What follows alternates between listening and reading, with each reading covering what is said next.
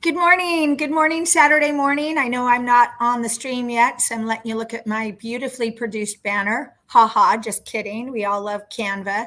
I won't say I love Canva, but I've gotten used to it over the years now. So, welcome to Now Conversations. This is just a nice, casual Saturday morning AM conversation. You'll see that I just got my Wawa delivery, but these are conversations with book authors.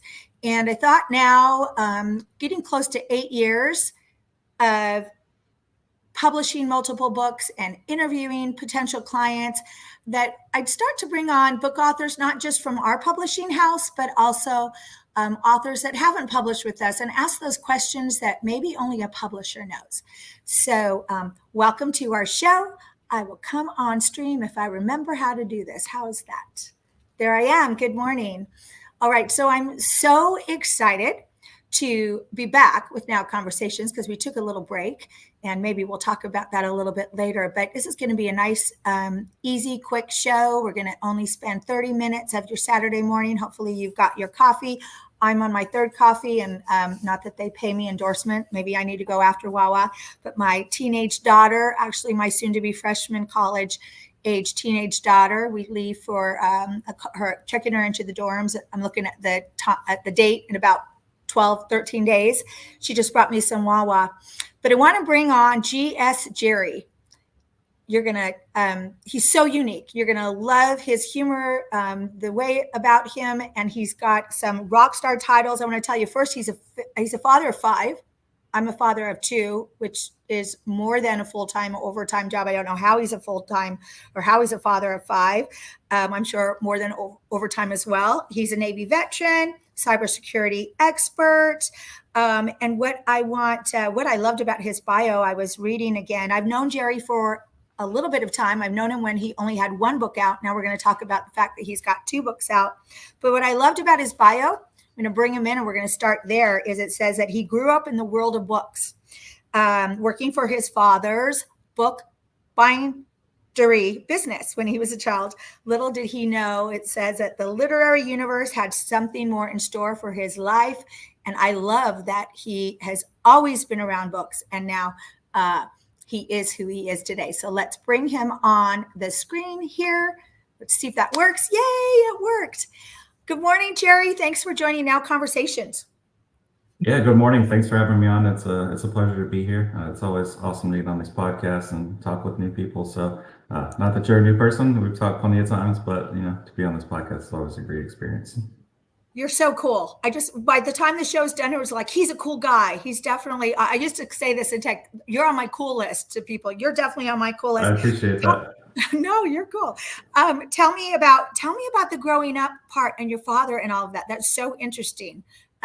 Yeah, so my dad had a book bindery business, and so you have paperbacks, hardback books, right? The cover gets on the book somehow, and so there's a company called a book bindery business that does that, and so he had that business ever since I was little, and let me tell you, I hated it. I hated being there. I hated working there. It was not fun, and I was like 12 years old when I first started working there, and so you get the paper on like big sheets of paper, and you have to actually cut the paper down to the right size. Then you have to like put it together, and then you run it through this machine, and then it goes into another machine, right? So there's all these steps in order to just get the book made. And it's like the most boringest thing in the world. Like I hated it. I did not enjoy it. But they would be like, "Hey Jerry, we need you to help us out, get this job done, or help with this thing." And I'm like, "No, I don't have time for this, Dad. I got to go play basketball, or I got to go play football. I got sports to play." And so he had that business for a long time, and then I joined the Navy, and I had kids, and I moved away, and then he sold it, and then after all this happened, I ended up being an author.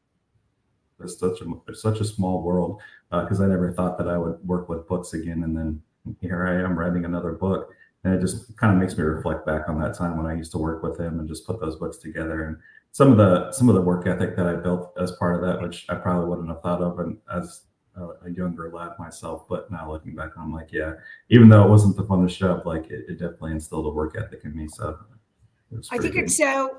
I think that is so cool because some of what I've said and heard and regurgitated was this idea that when you're young, you find out what your passion is, right? like for instance, part of my story is I think I was probably 15 or 16, and I had gotten my first summer job, and I went and bought this whole tapestry set of luggage, and I came home with it, and my mom and dad are like, why? And it was like, 5 pieces all matching and all that. And they're like, where are you going? What? And I had nowhere to go. I had nothing planned, but I knew I wanted to travel. And early in my career, as an IBM engineer, I was the one on all the puddle jumpers going off to Montana or whatever in West Coast. And then I loved to travel and all that. And it's like those things are kind of around you when you're young that that affect you clearly. So I love that's part of your story. And, you just, that the books were in you and then they came out now. So I thank you for sharing that. So yeah, let's jump in, because first of all, when I met you, you had the book, your first book, right? Meth, Murder, and Amazon, correct? That's right. Yeah. And I love that title. And then I love the way that you write and how you're a different voice than most of the books that I read. But I think people are interested, because I know I was. First of all, the title and the overall summary of your book, if you could share with that, but then dig into the Amazon part, because I remember asking you, hold it, how were you able to, put Amazon in your title and all that? Can you share that? Because it's such a great story. Absolutely. So my first book, Meth, Murder, and Amazon, is a true nonfiction story. It's a real life story, and it's essentially the world's worst real estate transaction. And so me and my family, we go to sell our house in Colorado. And along the way, we actually get accused by real estate agents of murder and making meth. And so it's just this crazy 6-month roller coaster of all the highs and lows. And so sometimes I ask people like, hey, how many real estate agents does it take to sell a house? Most people are like, 1, right? I'm like, yeah, you would think, but that's not always the case. And so for us, it actually takes us 3 real estate agents to eventually sell the house. And so we ended up firing a bunch of them. This is our first house that we're selling, by the way. So this is our first experience ever selling a house. And so it was just a crazy series of events. I'm in Florida now, so we did obviously eventually sell our house. But it was just an insane experience, and just some of the things that we went through along the way. And so, after I got done with the actual sale of the house, I was going through my work process. I actually left Amazon because of all of this. And so as I'm going to write the book, I reach out to Amazon. I'm like, I wonder if I can use Amazon in the name, right? I'm like thinking like, hey, is this a possibility? And so I reached out to their trademark department, and I was like, hey, if I use the name Amazon in my title, like, is that allowed, or is that going to get banned? And so the trademark department takes 2 weeks to get back to me, but they finally do say, yes, you can use our name, but you can't say anything derogatory or defamatory about us. I'm like, all right, perfect. I think I can blur that line. And so there's a whole part about Amazon. I did work at Amazon for about a year. And then as this process kind of unfolds of me trying to sell my house and move away. So yeah, it's an interesting story. I mean, I never thought I would be an author, but I won 6 awards for this story. So it was kind of it was great that happened, and it's kind of validation that, hey, I'm obviously doing something good because I'm winning awards for it. So pretty cool. Oh, for sure. And I mean, that's part of the reason that I really like talking to you after I've read, part of the book. I didn't read the whole thing, but read part of the book, and just what I read, how it was captivating and fun. And like I said, a different voice, but, kudos to you on the Amazon. So part of it, because I can imagine they get many requests, for Yes. that. And I'm really surprised, that they wouldn't shut it down. And then I'm also surprised that they got back to you within 2 weeks. Are you kidding me? I work with vendors that say, we'll get back to your email support ticket in, 4 weeks, 6 weeks. We have no chat. We have no humans. I mean, I don't want to go there, but I just did. So that's just really even crazy to me that they got back to you so soon and said, sure, thumbs up, make it positive. And I wonder what the SEO, if you got some good SEO, just because that title of the name of Amazon, for goodness sakes, right? I thought that would be the case, and looking back on it, I was like, maybe I should have picked a different title, because when I first released the book and I started making posts on Instagram, I would get blocked every day. Meth, Murder, and Amazon, blah, right? Post about the book, a book image, something funny, and they would post and be like, your post is banned. Like, this is it. Like, you can't say those words, right? Like, this is blacklisted content because the keywords meth, murder, and Amazon. And so as I look back on the journey, I'm like, man, maybe I should have named it something different, because I felt like they saw these keywords, meth burner, Amazon, and they think like I'm talking about I got like a dead body in the mail right from Amazon, or I Right. got meth shipped to me, or like something crazy like that. And so I had to constantly reach out to Instagram and some of these other social media platforms. I'm like, hey guys, this is funny, this is satire. Just read the description, right? Like, you guys obviously are monitoring it. And so no one would ever respond over there, but they finally, like after months and months of this going on, they finally just let my post, go through, so I don't have any issues getting read anymore. But when I first started, it was like pulling teeth. Anytime I posted anywhere, basically but LinkedIn, it would get banned. Wow. Well, that's a great tip for an author right there. I wouldn't even have thought of that, but that's right. You got meth in there and you've got murder in there. And then, oh, by the way, you got Amazon. So that would make sense. What you said, that, that would be picked up with, with the filters, or, the algorithms, whatever you call it. But let's stay on that for a minute, because let's talk about, book titles and how important that is. And, I'd like to ask you how you came up with your book titles. And I also want you to tell everyone about your second book, because it also has a very unique and fun book title. But let's stay on that, as talking about the importance of book titles and talking about what you knew. I have authors coming to me that say, this is what I believe someone's told me about what my book title how it should be. Tell us your perspective of that. But first, tell us book 2 that is recently released. What is that title, Jerry? Yeah, so the new book is coming out in September, so about 60 days away, not even, and it's called Hysterical Hangouts with the Hind Legs. It's going to be a true to life reality TV show, but in a book. And so it kind of follows the story that everybody goes through. Hey, you fall in love, you got to meet the family next, right? And so part of that's meeting the parents. And sometimes when you meet the parents, your significant other, your girlfriend or your boyfriend, they have brothers or they have sisters, right? And so as you go to meet the family, as you get introduced to the parents, right, there's all these different series of events that happens. And sometimes the family will actually try to they'll try to actually like get under your skin.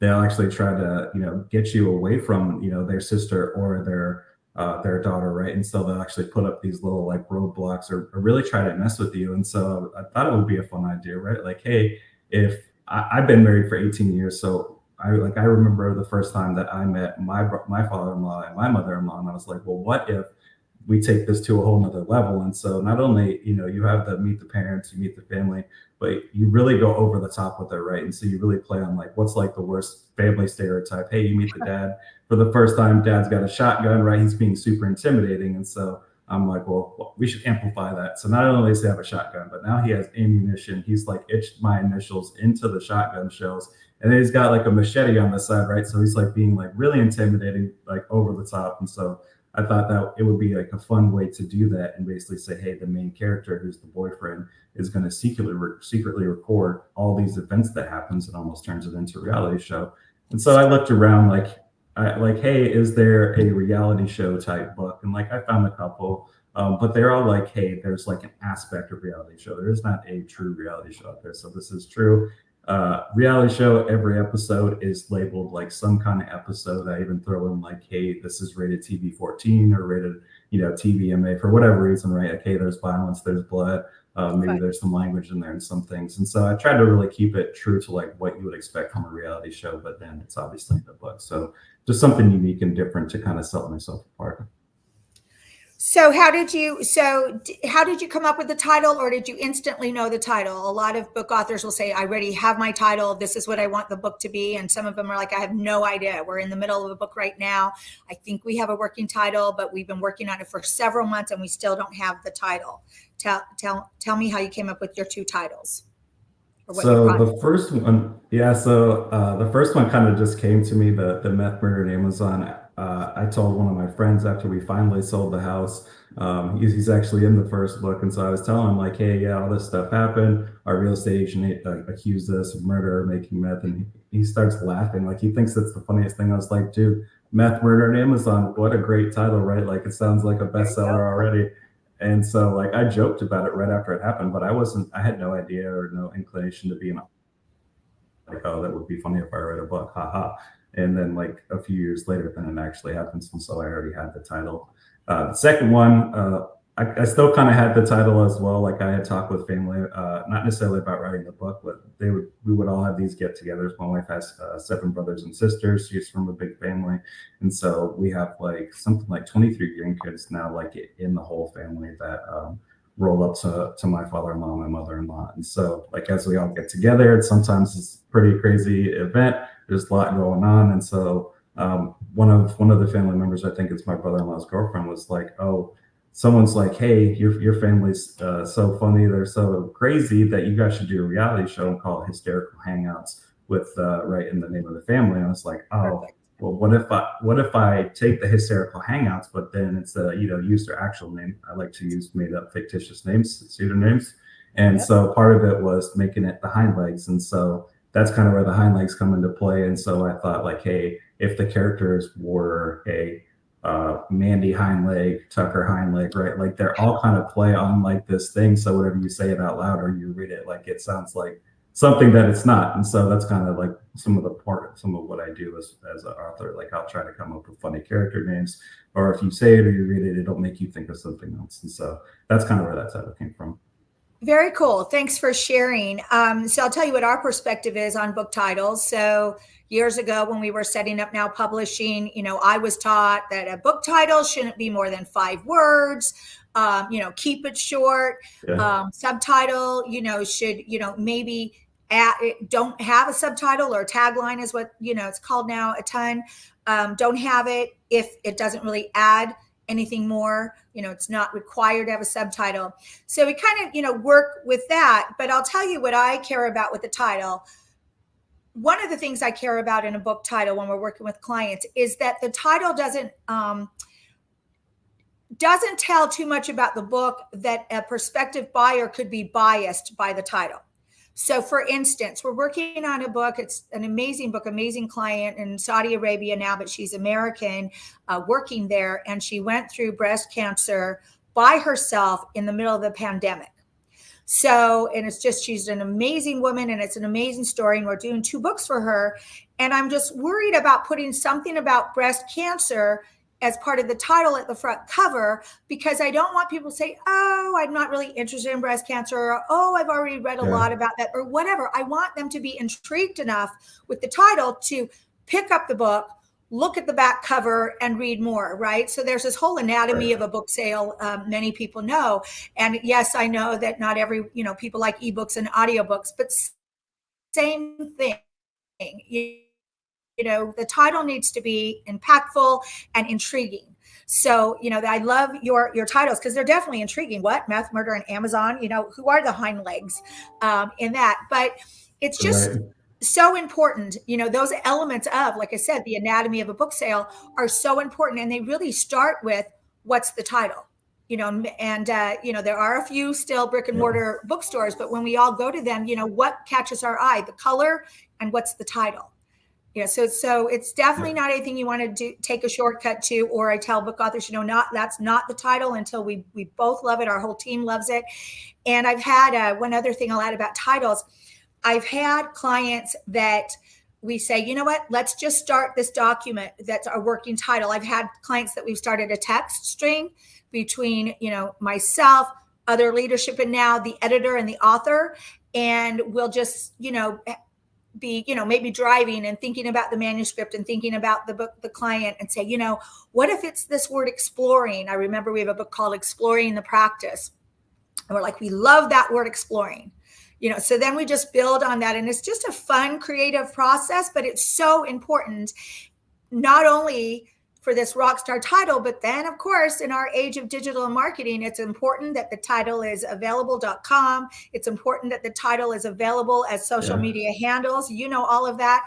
You really need that big picture and the long goal in mind for every part of a book publishing, writing process, which I know now, that very well, especially with what great work you do on marketing. What's your input on that? And then we'll switch gears here for a minute. Yeah, so I mean, from like a title perspective, I feel like my process is always going to be different, like, because I just do things a little bit differently. I'll write the whole first draft of my book on my phone. Probably that sounds crazy to a lot of people, but that's what I do. And so I'm on my phone a lot for work, and so that's kind of part of it. But as far as the title goes, I think you kind of hit on something, right? Like, don't give away too much detail. Like, if someone saw my title, Meth Murder on Amazon, are they going to know that this has anything to do with the real estate transaction? Probably not. Right. But it sounds interesting, and so that's kind of part of it, right? You want to get the readers interested. Oh, what's that? You want to keep them engaged because they have a short attention span, and so you're competing against millions of books. I think there's something like a million books comes out on Amazon, just on Amazon every year, and not everybody even uses Amazon, but Amazon's obviously the biggest player in the game, and so you have a lot to compete with, and so some of that's just like, hey, how are you going to differentiate yourself, or how are you really going to captivate the reader's attention? And part of that's the book title, some of that's the cover too. But then again, right, I have my cover, and again, you could see my cover and probably I don't know that says anything. We're going to give, and so. Yeah, no, we're definitely going to give the links for everyone that's watching, and then the rebroadcast to take a look. Your covers are rock stars, and we could talk about, not just the title, but the cover for a long time. But let's switch gears, because I hear from many people that will, come back and circle back with me and say, well, I just saw you on Now Conversations on a Saturday, and I'm interested in this. I've got a book in me. People have told me to write a book. I've started a book. Like you said, I've got my voice memos of some of my chapters in that. What advice would you tell people that are, I kind of think of it as,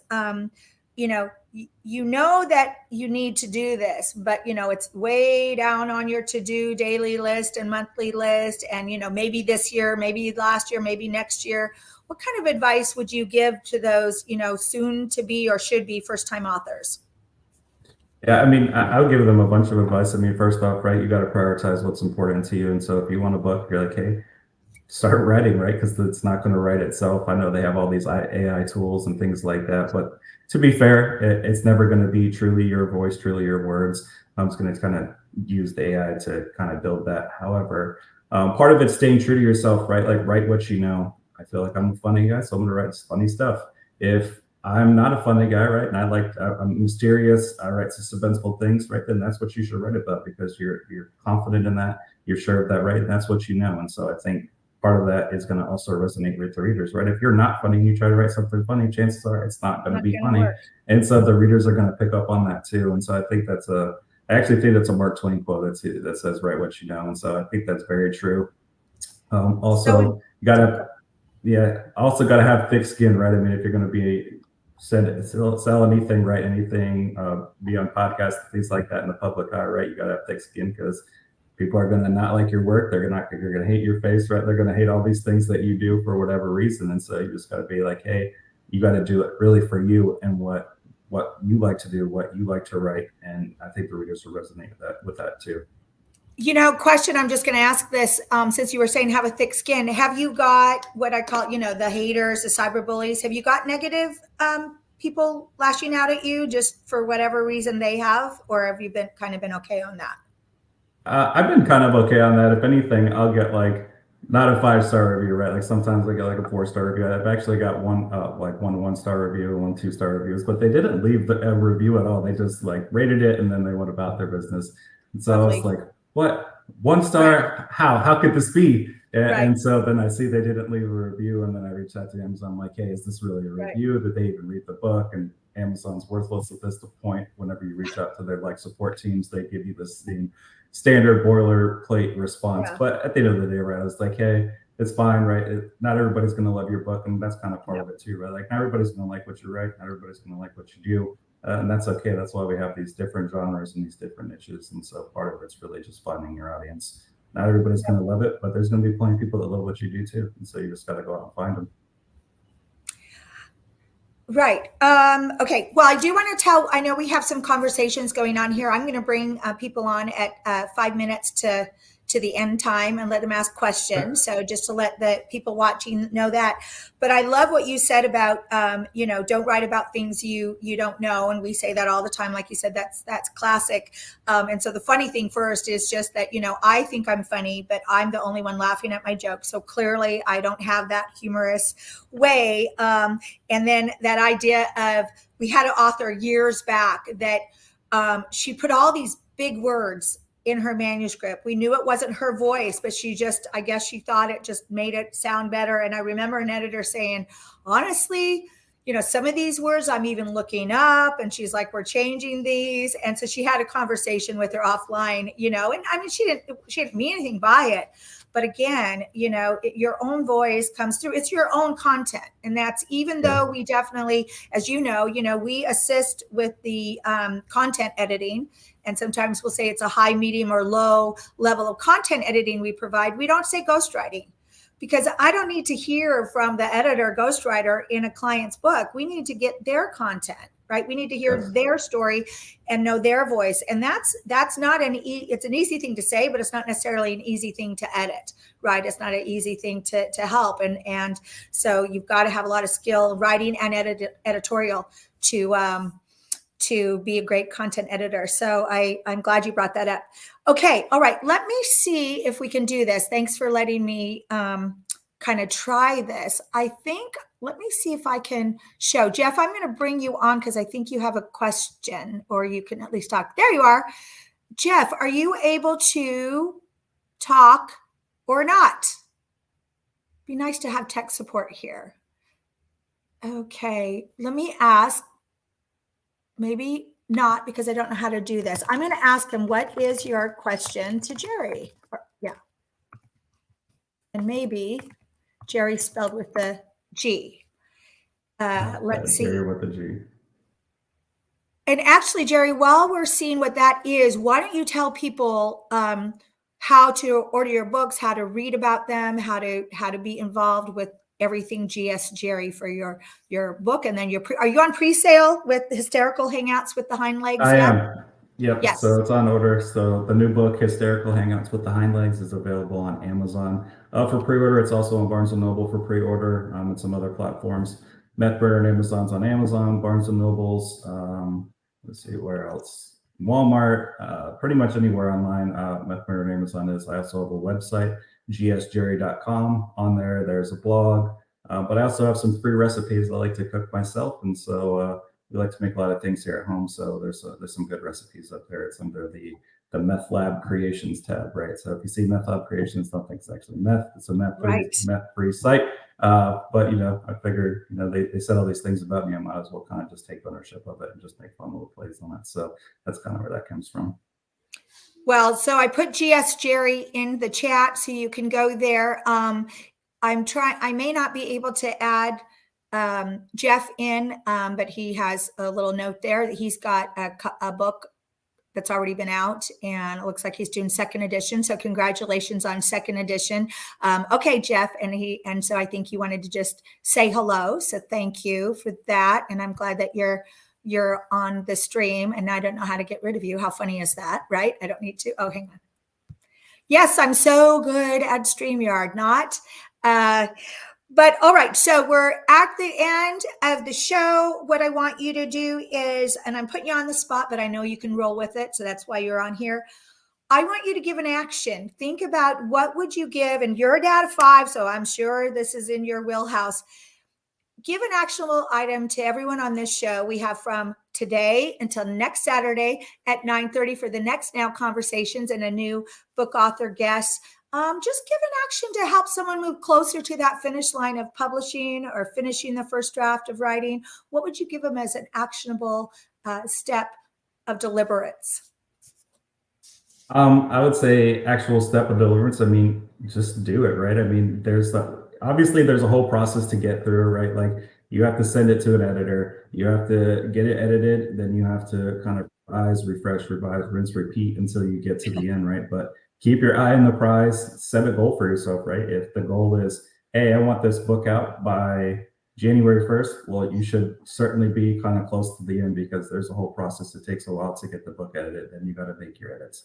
then you might notice a typo or someone might have missed something. So then you got to go back and do it all over again. And so it's quite a consuming process, a time consuming process, I would say, for just from the time you write the book until you publish it. Every process is going to be a little bit different. But I would say, don't hesitate. Don't kind of procrastinate, right? It's not going to write itself. And so just take every day to just do a little bit more.